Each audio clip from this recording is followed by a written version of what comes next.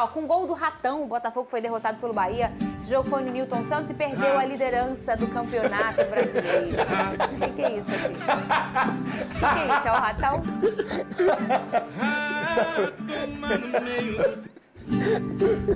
Todo mundo reclama. Por que a diretoria do Flamengo não pode reclamar? Tá certo reclamar. O Flamengo foi prejudicado sim. A arbitragem errou contra o Flamengo. Chororô. Não é chororô não, tem que reclamar, porque se não reclamar, quando é que vai mudar? Quando que vai mudar um negócio desse? É erro atrás de erro. O Flamengo ficou no empate com o Bragantino em mais um jogo recheado de polêmica. Cadê? O Flamengo até começou a partida assustando em chutes de Pedro. E aí veio a primeira polêmica da noite. Luan Cândido recebeu cartão vermelho após carrinho em De La Cruz. Só que depois da revisão do VAR, a expulsão foi anulada. Após cobrança de escanteio, Pedro Henrique cabeceou para abrir o placar, 1-0. O rubro-negro melhorou no segundo tempo e foi em busca do empate. Bruno Henrique chutou de longe e Cleiton fez a defesa. O lance seguiu e por pouco o gol não saiu. De La Cruz avançou livre no meio-campo, invadiu a área e mandou no travessão. A resposta do Massa Bruta veio com Eric Ramírez, que arriscou de longe e também mandou no travessão. Cleiton salvou de novo em cabeçada de Bruno Henrique. Mas nada pôde fazer quando o camisa 27 recebeu dentro da área e mandou para o fundo da rede. E já no finzinho, mais uma polêmica. Luiz Araújo foi derrubado por Vitinho na área e o árbitro não foi chamado pelo VAR. Final, Bragantino 1, Flamengo também 1. Muito bem, vamos fazer o seguinte. Boa tarde, Flávio Vinick, Vene Casagrande. O negócio já começa quente por aqui, hashtag SBT Esportivo. Pode colocar aí a sua opinião no nosso Twitter. Se tem polêmica de arbitragem, claro que tem nossa princesa da arbitragem do SBT, que é a Nadine Bastos, por aqui. Eu quero que a Nadine comente e na volta a gente vai falar sobre esses possíveis erros no jogo contra o Flamengo e Bragantino. Cadê? O Flamengo reclamou muito de um possível pênalti que não teria sido marcado no Luiz Araújo. O árbitro em campo, Paulo Zanovelli, entendeu como contato normal de jogo e o VAR não recomendou a revisão do lance. Mas, na minha opinião, o pênalti deveria ter sido marcado, pois o Vitinho ele puxa o braço do Luiz Araújo dentro da grande área, a bola estava em jogo e esse contato tem um impacto na ação do atacante, acaba derrubando o atacante do Flamengo. Muito bem, aí a gente tem uma fala do Bruno Henrique dizendo não tem critério, porque o Léo Pereira fez um pênalti, né, contra o Atlético Goianiense, a primeira rodada. Parecido, do Léo foi um choque mais explícito, vamos dizer assim, até porque a câmera pegou, mal, né? Mas esse, como tá mais distante, fica mais difícil de ver.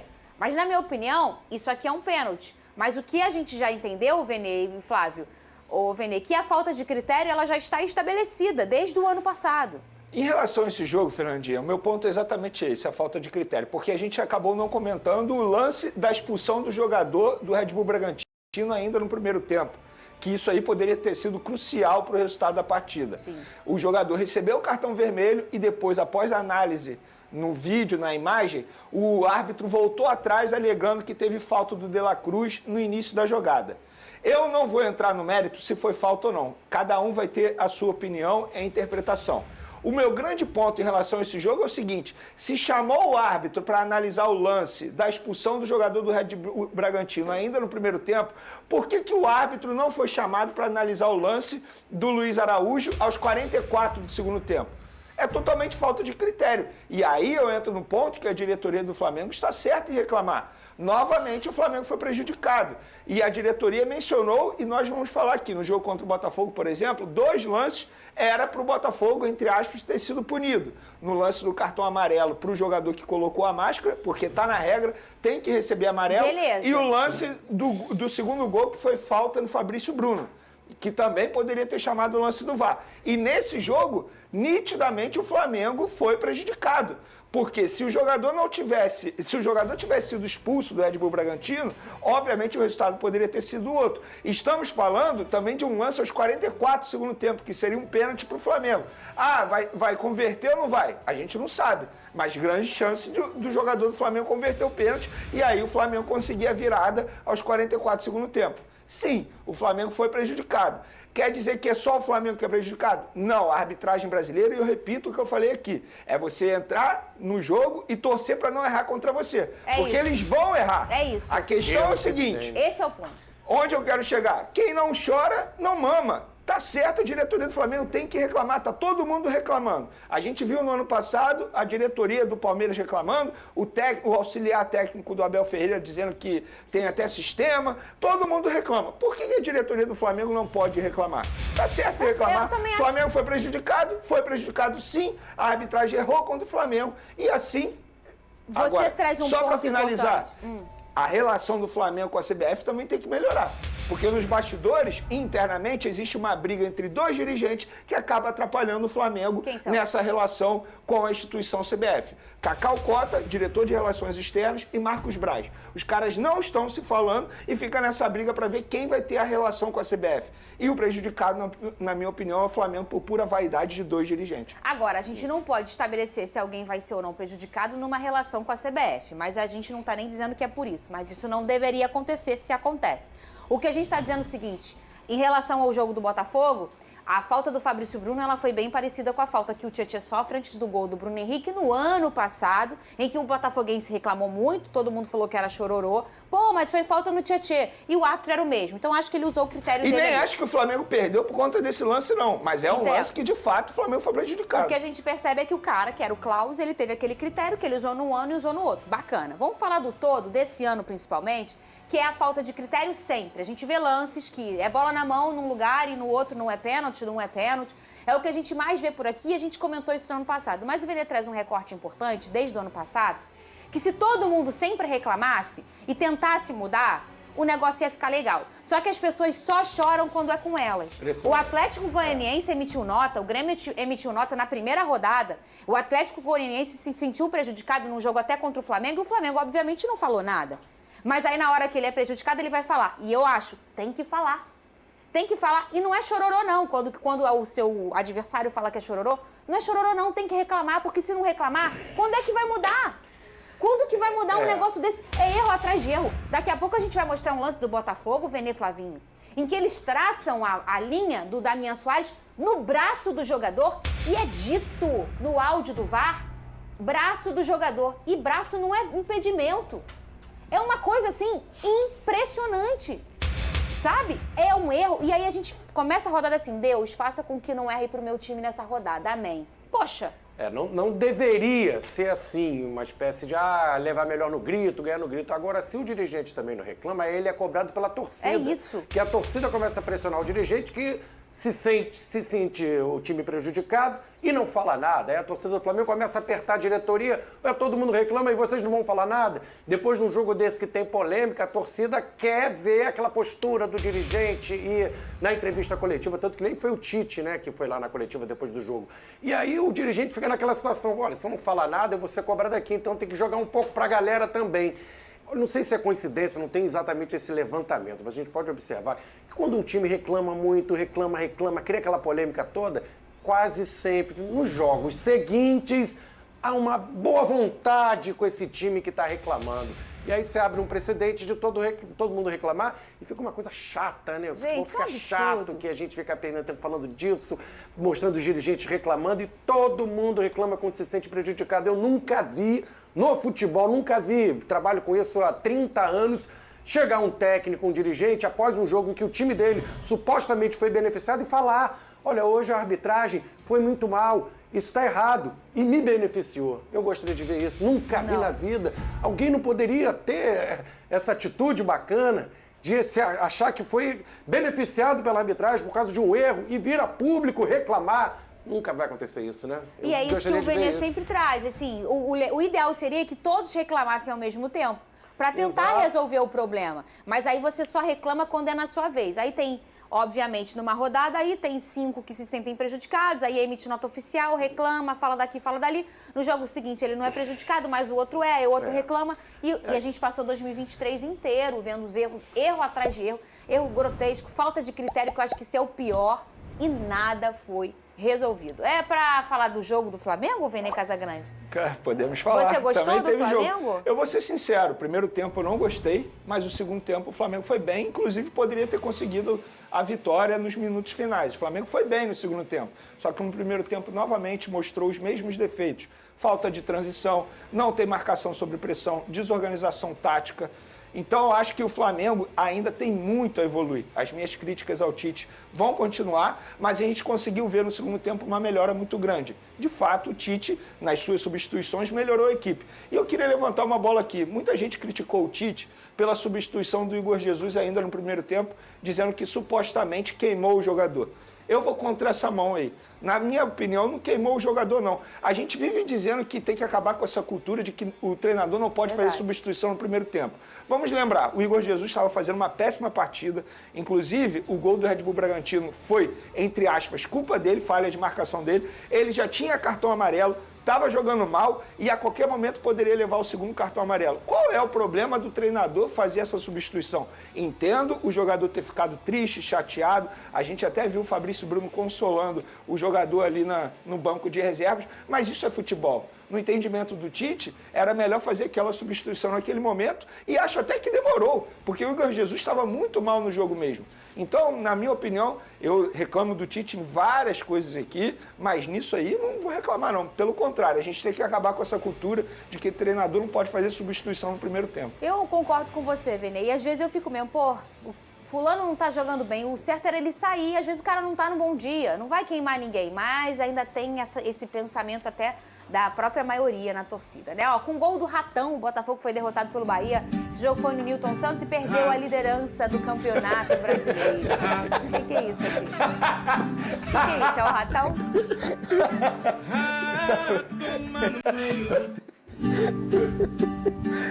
Isso é muito Big Boy, cara.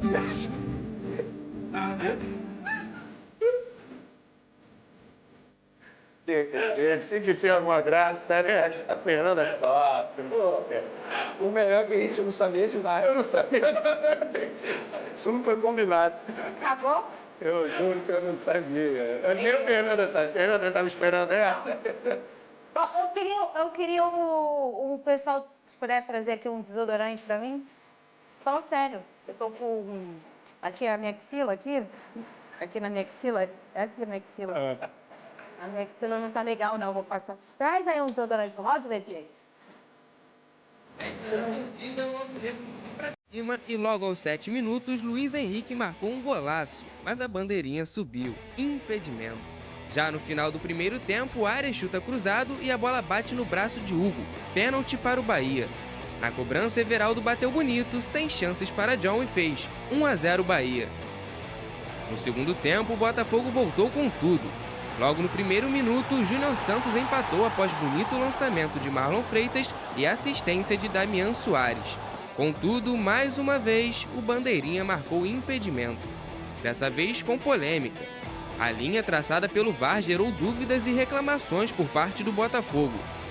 Com o gol anulado, o alvinegro seguiu em busca do empate. Aos 17 minutos, após bate e rebate, Jefinho chutou de voleio para marcar mais um golaço. Agora sim, 1-1. Mesmo com o Botafogo jogando melhor, o Bahia não desistiu. Aos 40 minutos do segundo tempo, Depena achou um belo passe para Rafael Ratão, que driblou o goleiro John e marcou o segundo do Bahia. Fim de jogo, Bahia 2, Botafogo 1. Com o resultado, o Glorioso caiu para o terceiro lugar na tabela do campeonato. Já vamos mostrar... E a torcida do Fogão. Vocês podem parar com essa palhaçada? A gente já vai mostrar o gol impedido, né, do Júnior Santos, o segundo, que tem até, a gente tem até o áudio do VAR, que é um absurdo. Mas antes eu queria falar desse jogo, e assim, eu tô elogiando muito o Arthur Jorge por aqui, porque eu tô feliz com o trabalho dele. E é natural, o torcedor precisa entender que é natural que uma hora vai perder, né? Uma hora as escolhas não vão dar certo. Uma hora ele vai errar. E ontem também. eu achei que as escolhas que fizeram, talvez, o Botafogo encontrar a derrota, assim. Porque eu não tô tirando o mérito do Bahia, que, aliás, é um time a ser batido nessa competição, é o vice-líder, é um timão, o time do Bahia, muito bem treinado pelo Rogério Ceni, tá?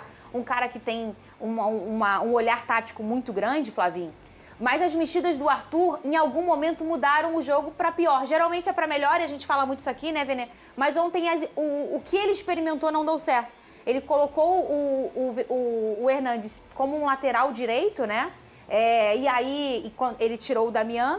E aí ele ficou com o Diego sem saber se posicionar ali como um zagueiro na hora de recompor. E daí saiu o gol do Bahia. E colocou o Barbosa de atacante. Alexander Barbosa, um zagueiro, ele até estava se movimentando bem, tá? Ele tem alguma lógica no que ele fez, assim, num raciocínio, que ele não tem centroavante. Ele estava no momento dominando o jogo, o Botafogo sufocando e fazendo muito chuveirinho. E ele não tem um cara ali de área, como o Tiquinho está machucado, o Matheus Nascimento também está machucado, perdeu o Janderson, né, que foi vendido, ele fica sem centroavante, sem opção, então a alternativa do jogo aéreo botou um grandalhão lá dentro da área. Eu gosto quando o cara é ousado. Ele botou o time pra frente. Ele pensa em vencer. As mudanças dele, as ideias do Arthur Jorge são sempre deixar o time mais ofensivo, para correr riscos também, porque o time acabou ficando mais vulnerável. Se o Alexander Barbosa faz um gol de cabeça, a gente estaria aqui dizendo que o Arthur Jorge é o máximo, que é brilhante, fenomenal a ideia. Se ele treina isso, tem alguma lógica, ele viu que no treino dá certo, imagino que ele deve ter feito isso, tem algum fundamento. Agora não deu certo, é do jogo, paciência. O Botafogo dominava a partida, sofreu um contra-ataque e a ideia mostrou que não deu certo, não funcionou. Mas poderia ter acontecido um gol de cabeça. Tem uma lógica, ele tem um cara de 1,92 m, vai partir pro chuveirinho, pra pressão, faz algum sentido. Isso. E não tem um centroavante no banco. E ele mesmo falou que a escolha, o Alexander, é muito bom de cabeça, né? E ele entendeu naquele momento do jogo que era isso que ele precisava, de um personagem bom na cabeçada. E ele experimentou. Gostei da ousadia também, né? Eu gosto dele, ele sempre quer vencer, ele joga pra frente. Correu o risco, não deu certo. Agora, aí o Botafogo faz esse gol aí do Júnior Santos. E outra coisa, só nesse assunto aí do Barbosa, o Botafogo não tomou gol porque o Barbosa estava no ataque, não, gente. Não, mas é porque fica parecendo que o Barbosa saiu da zaga e foi pro ataque. Não.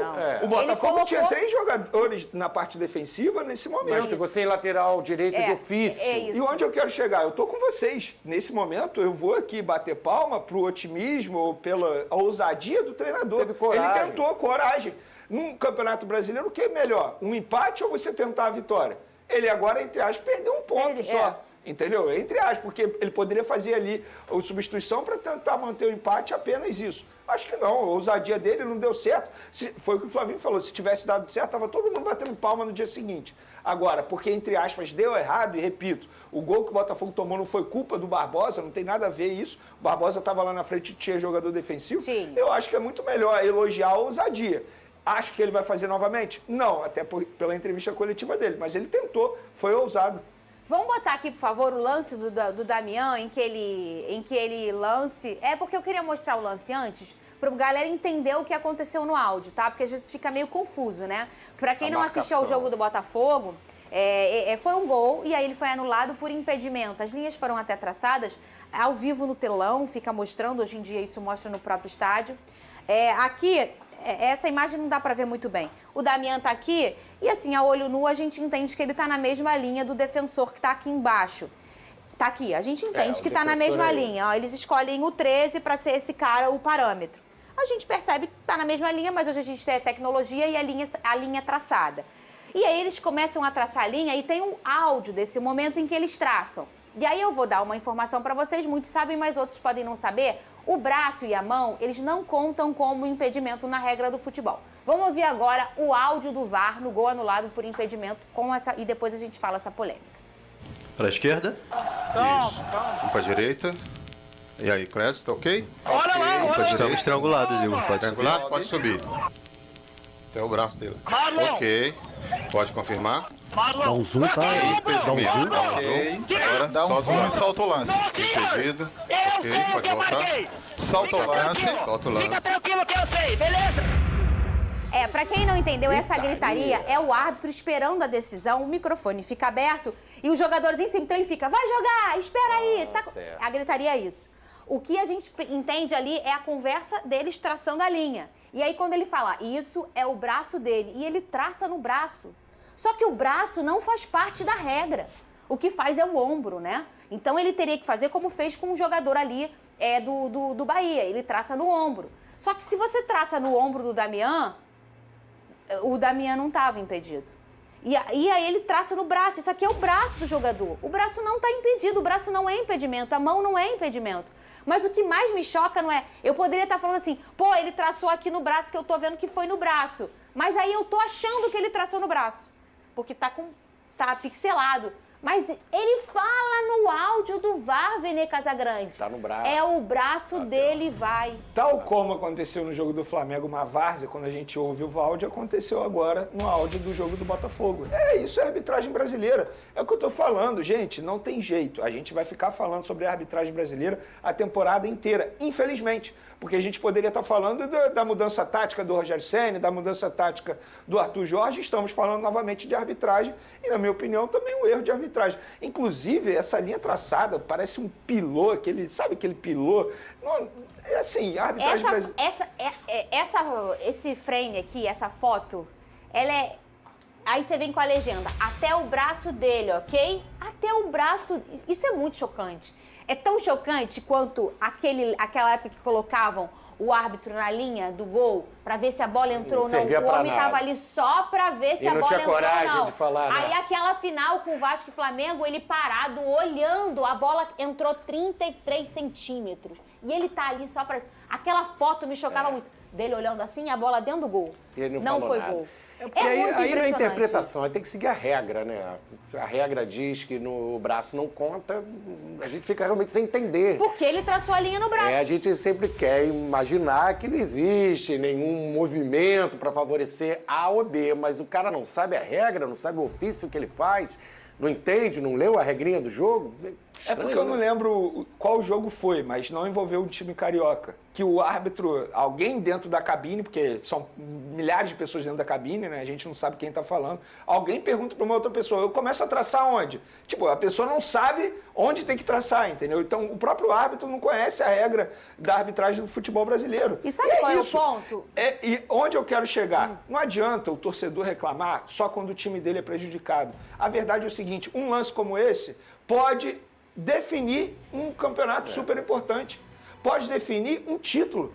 E a gente brinca, chororô, o torcedor rival fica brincando. Mas, gente, isso é muito sério. É entrar no próximo jogo e torcer para não acontecer contra o seu time, porque vai acontecer. Olha, eu fico triste, porque assim, esse erro ia mudar provavelmente a história desse jogo, a botar o Botafogo vencendo, e a gente não sabe o que aconteceria dali pra frente. Como o erro no jogo do Flamengo mudaria também, obviamente, o contexto, no início da partida, de você perder um jogador. A gente fica trabalhando no si, mas é triste. A gente vai lá, torce, consome o futebol, vive disso, e aí erros estão... E sabe como você consegue melhorar muito isso, e talvez em 60%, 70%? Você consegue melhorar em que essas pessoas que traçam essas linhas, elas só vivem de traçar essas linhas. E elas não têm que sair dali e serem dentistas, serem professores. Elas exclusivamente precisam ficar específico nisso na vida delas. E treinar, e olhar, e ser um especialista nisso. Eles treinam, fazem os cursos deles, mas eles dividem a vida deles com outras coisas. Quando a gente começar a profissionalizar a arbitragem no Brasil, a gente vai ver muita coisa melhorar. É isso aí, torcedor. Mais um corte do canal SBT Esporte Rio. Quero deixar aqui os créditos para a galera do SBT Esporte Rio. O link deles vai estar aqui na descrição. E os botafoguenses não estão aguentando e estão chorando horrores. Quando é com o Flamengo, eles falam que nós estamos de mimimi, mas quando acontece com eles, a arbitragem é antiprofissional. Bom, de fato, lance ridículo, como que um árbitro, como que o VAR pede para marcar no braço do jogador. Isso não existe, nós sabemos que o braço não faz parte do impedimento, logo não era para entrar na jogada. Eu só sei que o Campeonato Brasileiro está virando uma bagunça e daqui para frente tudo pode acontecer. Porque todo time que perder agora ou se sentir injustiçado vai para frente das câmeras ou num pós-jogo e vai chutar o balde. Mas de tudo isso a gente pode tirar uma coisa boa. E claro que é dar aquela zoada nos rivais. Se você curtiu o conteúdo, deixa o seu like, se inscreve no canal e até o próximo vídeo.